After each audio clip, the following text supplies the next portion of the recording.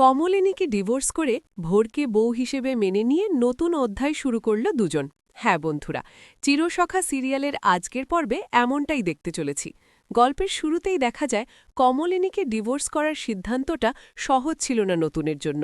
দীর্ঘদিনের সম্পর্ক, অসংখ্য স্মৃতি আর একসাথে কাটানো মুহূর্ত সবকিছুই তাকে বারবার দ্বিধায় ফেলেছিল।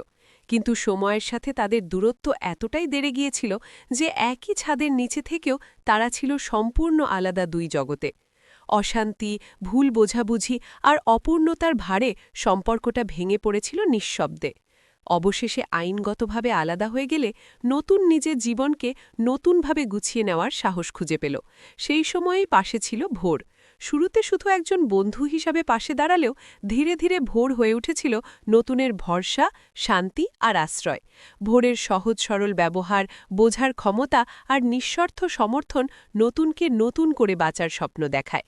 অনেক ভেবেচিন্তে সমাজের নানা কথাবার্তা উপেক্ষা করে নতুন ভোরকে বউ হিসাবে মেনে নেওয়ার সিদ্ধান্ত নেয়। তাদের বিয়ে ছিল খুব সাদামাটা, ঘনিষ্ঠ কয়েকজন মানুষকে নিয়ে ছোট্ট আয়োজনে।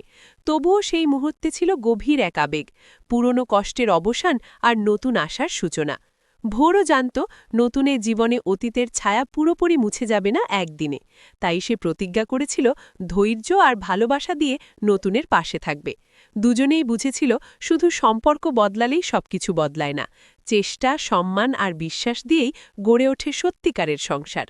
নতুন অধ্যায়ের শুরুটা তাই ছিল প্রতিশ্রুতিতে ভরা।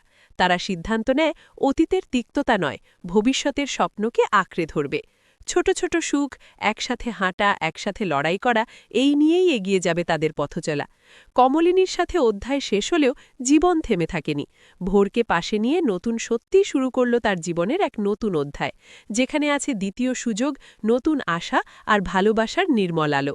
আবার দেখা হবে পরের ভিডিওতে। এতক্ষণ ভালো থাকুন, আর ভিডিওটি দেখে ভালো লাগলে অবশ্যই চ্যানেলটি সাবস্ক্রাইব করতে ভুলবেন না।